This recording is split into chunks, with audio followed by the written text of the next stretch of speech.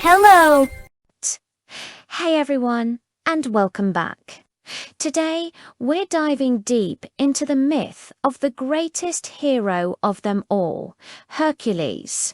Or is it Heracles? Well, we'll get to that. From his divine birth to his tragic end and ultimate ascension to Mount Olympus, this is the complete story of the legendary strongman. So grab your popcorn, because this is a wild ride. Our story begins not with a bang, but with a scheme. Zeus, the king of the gods, had a wandering eye, and it fell upon a beautiful mortal woman named Alcmene. The problem, she was happily married to Amphitrite. But Zeus, being Zeus, wasn't one to let a little thing like marriage get in his way. He disguised himself as her husband, who was away at war, and spent a night with her. Coincidentally, the real Amphitryon returned home later that very same night. The result of this divine and mortal union, twins Iphicles, the mortal son of Amphitryon, and Alcides, the demigod son of Zeus. This is where things get complicated. Zeus's wife, the queen of the gods, Hera, was famously jealous and vengeful. When she learned of her husband's infidelity and the birth of his demigod son, her fury knew no bounds. She decided to make the baby's life a living nightmare. In fact, his famous name, Heracles, which means glory of Hera in Greek, was given to him later in an attempt to appease her. Spoiler alert, it didn't work. Hera's first attempt on his life came when he was just an infant. She sent 2 enormous serpents to his crib to kill him and his brother. While Iphicles screamed in terror, the baby Heracles just giggled, grabbed a snake in each hand, and strangled them. Imagine walking into the nursery to see that. This was the first sign that this was no ordinary child. He possessed superhuman strength, a gift from his father, Zeus. As he grew, Heracles' strength became both a blessing and a curse. He was trained by the best tutors in all of Greece in wrestling, archery, and chariot driving. But his immense power was matched by an equally immense temper. In one infamous incident, his music teacher, Linus, criticized his playing. Heracles, in a fit of rage, struck him with his own lyre and killed him.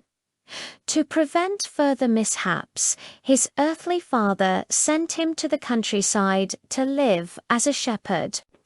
There, he could grow up away from the city, learning to control his strength and emotions. It was during this time that he performed his first heroic deed, slaying a monstrous lion that had been terrorizing the flocks of Mount Cithaeron. Now, a hero needs a family, right? After proving his valor in a war for the city of Thebes, the king Creon gave Heracles his daughter Megara as a bride. They had several children, and for a while it seemed Heracles had finally found peace and happiness. But Hera hadn't forgotten him. Her hatred festered, and she waited for the perfect moment to strike. She inflicted a temporary madness upon him, and in his delusion he saw his wife and children as enemies. When the madness lifted, he was horrified to discover he had killed his own family. Overwhelmed by guilt and grief, Heracles sought absolution. He traveled to the oracle at Delphi, who told him that to purify himself, he must serve his cousin, King Eurystheus of Mycenae, for 12 years. Eurystheus, guided by the malevolent will of Hera, devised a series of seemingly impossible tasks designed to kill the hero. These became known as the legendary 12 labors of Heracles. The first labor was to kill the Nemean lion, a beast with a hide so tough no weapon could pierce it. Heracles wrestled the lion and strangled it, then used its own claw to skin it.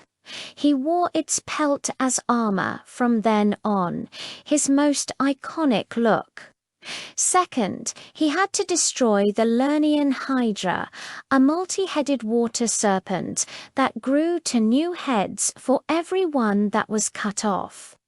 With the help of his nephew Iolaus, Heracles seared the neck stumps with a torch after cutting each head to prevent them from regrowing. He then dipped his arrows in the Hydra's poisonous blood, making them deadly weapons he'd use in later adventures. The third labor was to capture the Cyrenian hind, a deer with golden antlers sacred to the goddess Artemis. It was incredibly fast, and Heracles had to chase it for an entire year before finally capturing it without harm.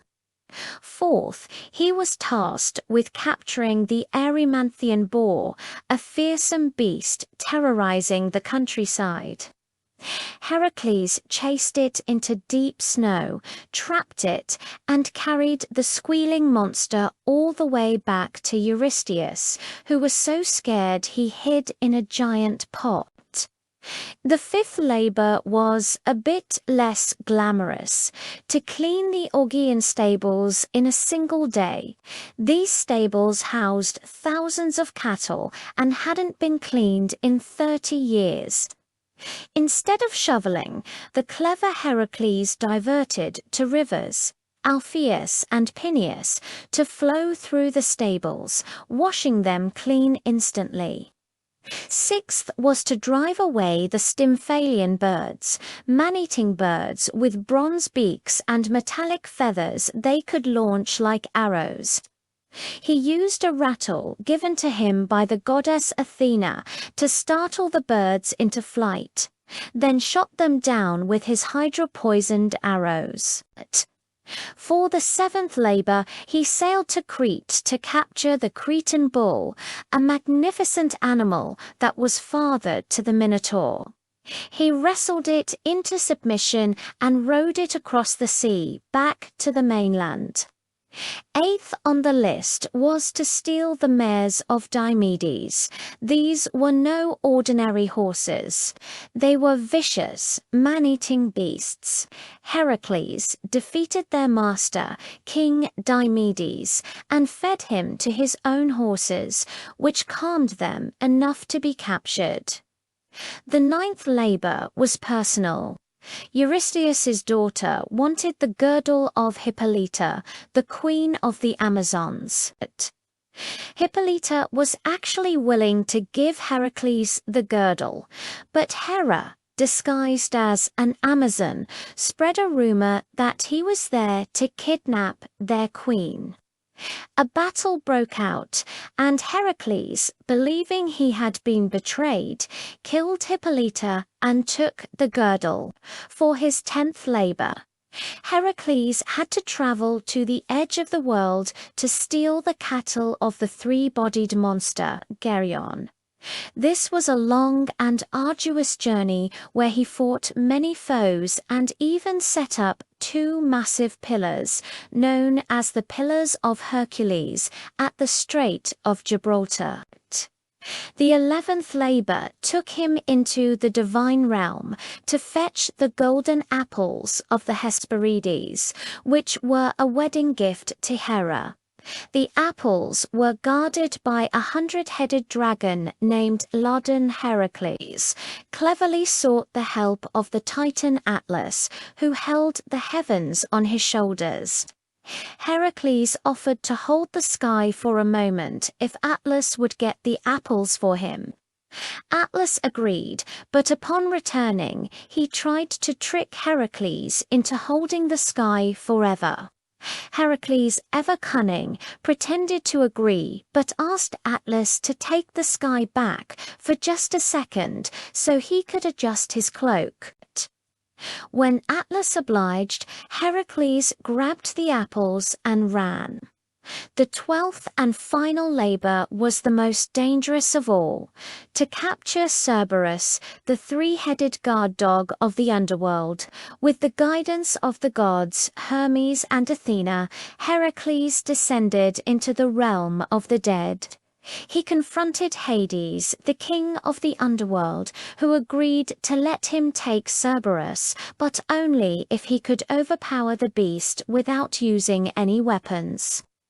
Heracles wrestled the monstrous dog into submission and dragged it to the surface, presenting it to a terrified Eurystheus. Having completed the impossible, Heracles was finally free. But a hero's work is never done. After his labors, Heracles had many more adventures. He joined Jason and the Argonauts on their quest for the Golden Fleece. He rescued the Princess Aeole, and he fought giants alongside the gods in the Gigantomachy. He also remarried, this time to a princess named Deianira. And once again, this marriage would lead to his doom. A centaur named Nessus tried to assault Deianira while carrying her across a river. Heracles shot him with one of his poison-tipped arrows. As he lay dying, Nessus tricked Deianira, telling her that his blood, now mixed with the Hydra's poison, would act as a powerful love potion. He told her to collect some and, should Heracles' love for her ever fade, to smear it on his tunic. Years later, Deianira grew fearful that Heracles was falling for another woman. Remembering the centaur's words, she coated a fine tunic in the love potion and sent it to her husband. When Heracles put it on, the poison seeped into his skin, causing unimaginable, burning pain. The tunic clung to his flesh, and when he tried to tear it off, it ripped his skin away with it. Realizing he was dying a slow and agonizing death, Heracles built his own funeral pyre on Mount Otay. He lay upon it and ordered his friend Philoctetes to light it. As the flames consumed his mortal body, a thunderclap echoed from the heavens. Zeus brought his son's divine spirit to Mount Olympus. There, he finally reconciled with Hera, who gave him her daughter Hebe, the goddess of youth, as his immortal wife.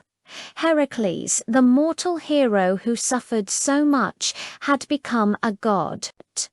So, from a baby strangling snakes to a god on Mount Olympus, that is the epic, tragic, and ultimately triumphant story of Heracles, the greatest hero of Greek mythology. It's a tale of strength, rage, regret, and redemption. So, what do you think? Which of his labors was the most impressive? Let me know in the comments below. Thanks for watching, and don't forget to like and subscribe for more mythic deep dives. See you next time.